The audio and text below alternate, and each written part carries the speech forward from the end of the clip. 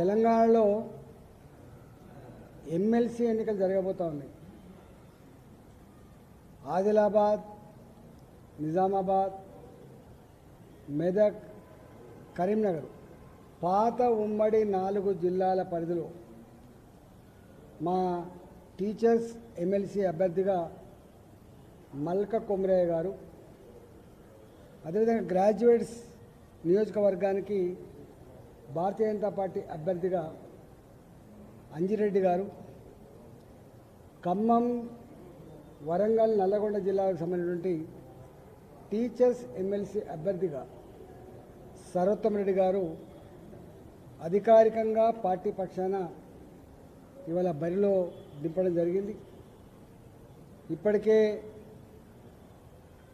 గ్రామాన మండల కేంద్రాలుగా, మున్సిపాలిటీ కేంద్రాలుగా మా పార్టీ నాయకులు కానీ, గ్రాడ్యుయేట్స్ కానీ, టీచర్స్ కానీ ఎన్నికల రణరంగంలో దిగి ప్రచారం మొదలు పెడుతున్నటువంటి విషయం మీకు తెలుసు.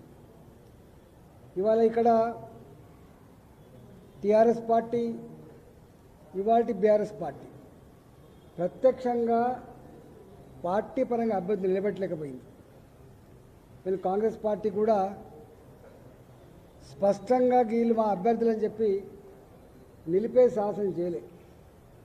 ఎందుకంటే వీళ్ళు పట్టభద్రులు కాబట్టి, వీళ్ళు టీచర్లు కాబట్టి, సామాజిక దృక్పథం కలిగిన వాళ్ళు కాబట్టి, ప్రాపంచిక దృక్పథం ఉన్నవాళ్ళు కాబట్టి, వీళ్ళను ఎవరోపై ఇన్ఫ్లుయెన్స్ చేస్తే ఓట్లు వేసేవాళ్ళు కాదు కాబట్టి, స్వతంత్ర ఆలోచన కలిగి ఎవరిని ఎన్నుకుంటే, ఎవరికి ఓటు వేస్తే రేపు మా కోసం నిలబడతారు అనే ఆలోచన చేసి ఓట్లేసే సందర్భం వాళ్ళు కాబట్టి ఇవాళ భారతీయ జనతా పార్టీ టీచర్ల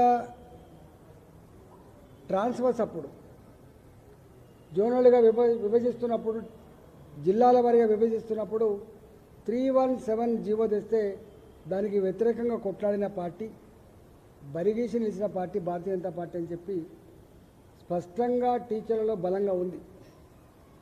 ఆనాడు ఇదే అంశానికి కాంగ్రెస్ పార్టీ మాట ఇచ్చి అధికారం వచ్చిన తర్వాత వెంటనే అమలు చేస్తా అని చెప్పినటువంటి కాంగ్రెస్ పార్టీ మాట తప్పితే ఇవాల్టి కూడా ఆనాడు ఏ దుఃఖమైతే మా టీచర్లో ఉన్నదో, ఏ బాధ అయితే వాళ్ళు అనుభవిస్తూ ఉన్నారో అది కొనసాగుతూ ఉంది. కాబట్టి మా టీచర్లకి మా ఒకటి కరీంనగర్ కేంద్రంగా, ఒకటి వరంగల్ కేంద్రంగా ఉండేటువంటి టీచర్స్ ఎమ్మెల్సీ అభ్యర్థుల ఎన్నిక సందర్భంలో మీరు ఆలోచన చేసి ఎవరు మీ పక్షాన ఉంటారో మీరు అవగాహన ఉన్నవాళ్ళు కాబట్టి ఇలా భారతీయ జనతా పార్టీ బలపరిచిన అభ్యర్థిని మీరు గెలిపించండి. ఆ మీ ఆశీర్వాదంతో గెలిచిన ఎమ్మెల్సీలతో పాటుగా పార్టీ కూడా మీకు సంపూర్ణంగా అండ ఉండదని చెప్పి తెలియజేస్తా ఉన్నాను. అదేవిధంగా గ్రాడ్యుయేట్స్ విషయంలో కూడా ఇవాళ చదువుకొని ఉద్యోగాలు లేక ఎంత ఇబ్బంది పడుతున్నారో మనం చూస్తూ ఉన్నాం. కాబట్టి ఈ మధ్యకాలంలో కేంద్ర ప్రభుత్వమే స్వయంగా ఈ దేశాన్ని పట్టి పీడిస్తున్న సమస్య మాత్రమే కాకుండా ప్రపంచవ్యాప్తంగా కూడా నిరుద్యోగ సమస్య తాండవిస్తూ ఉంది. అమెరికా లాంటి దేశమే ఆంక్షలు పెట్టే స్థాయికి వచ్చింది. మన పిల్లలు అక్కడ చదువుకుంటూ ఉద్యోగాలు చేసే పరిస్థితి నిషేధించే సందర్భం వచ్చింది. ఇది అత్యంత గంభీరమైన సందర్భం. ఇది నిరుద్యోగ యువతను కనుక ఇట్లే వదిలిపెడితే, యువశక్తిని కనుక దేశ పురోగమనంలో వాడుకోకపోతే దేశం అభివృద్ధి చెందే ఆస్కారం లేదని చెప్పి భావించి 2024-25 బడ్జెట్లో 4 లక్షల కోట్ల రూపాయలు ఈ నిరుద్యోగ సమస్యను అడ్రస్ చేయడం కోసం బాజప్తా బడ్జెట్లో పెట్టి చిన్న పరిశ్రమలు, మధ్య పరిశ్రమలు, చిన్న వ్యాపారులు, స్టార్టప్స్లలో జ్ఞానం కలిగి స్టార్టప్ పెట్టుకునే వాళ్ళు, కొత్త రంగాల్లో ఎంటర్ అయ్యే వాళ్ళు, ఇవాళ స్కిల్ డెవలప్మెంట్ సెంటర్ల తర్వాత ఉద్యోగం ఇచ్చే కంపెనీలకు మనం ఆర్థిక పరిపుష్టి అందించడం, అనేక రకాల ఒక్క మాట చెప్పాలంటే మొట్టమొదటిసారిగా మోడీ గారి ప్రభుత్వం నిరుద్యోగుల సమస్యను అడ్రస్ చేసే ప్రయత్నం చేస్తూ ఉంది. మొన్నటి బడ్జెట్లో కూడా మళ్ళీ బాజాప్తా అనేక రకాల స్కీములు ప్రకటించి ఉంది. అంటే భారతీయ జనతా పార్టీ నరేంద్ర మోడీ గారి నాయకత్వంలో కేంద్రంలో ఉన్న ప్రభుత్వం ప్రపంచవ్యాప్తంగా ఉన్న నిరుద్యోగ సమస్య చాలా భయంకరమైంది. 140 కోట్ల జనాభా కలిగినటువంటి ఈ దేశంలో ఈ సమస్య కంటే పెద్ద సమస్య లేదు.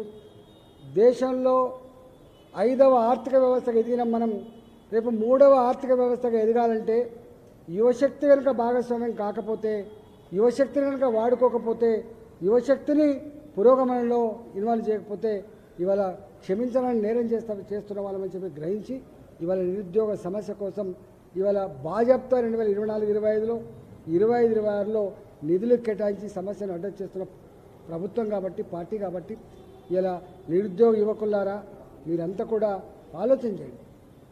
గతంలో టీఆర్ఎస్ పార్టీ ఏం మాటలు చెప్పింది, ఏం మోసం చేసిందో మీ కళ్ళ ముందు ఉన్నది. అందుకనే వాళ్ళకు మీ దగ్గరికి వచ్చి ఓట్లు అడిగేటువంటి ధైర్యం లేదు, వాళ్ళకి ముఖం లేదు వాళ్ళకి. కాంగ్రెస్ పార్టీ కూడా ఇవాళ సంవత్సర కాలంలోనే అన్ని వర్గాల చేత చీకొట్టించుకుంటున్న ప్రభుత్వం, గీ ప్రభుత్వం అని చెప్పి అనుకునే ప్రభుత్వం ఎంత ఇష్టంగా తెచ్చుకున్నావో అంత అసహించుకున్న సందర్భం కాబట్టి కాంగ్రెస్ పార్టీ నైజమైందో, కాంగ్రెస్ పార్టీ ఆలోచన ఏందో అర్థమైంది కాబట్టి ఇవాళ కాంగ్రెస్ పార్టీ మీద కూడా విముఖత ఉంది కాబట్టి ఇవాళ నేను మరి నిరుద్యోగ యువతకి పట్టభద్రులకు నేను వినమ్రంగా విజ్ఞప్తి చేస్తున్నాం. అనేక రకాల ప్రలోభాలు పెడతారు, అనేక రకాల ఆశలు చూపే ప్రయత్నం చేస్తారు, అనేక రకాల ఒత్తిళ్లు పెంచే ప్రయత్నం చేస్తారు.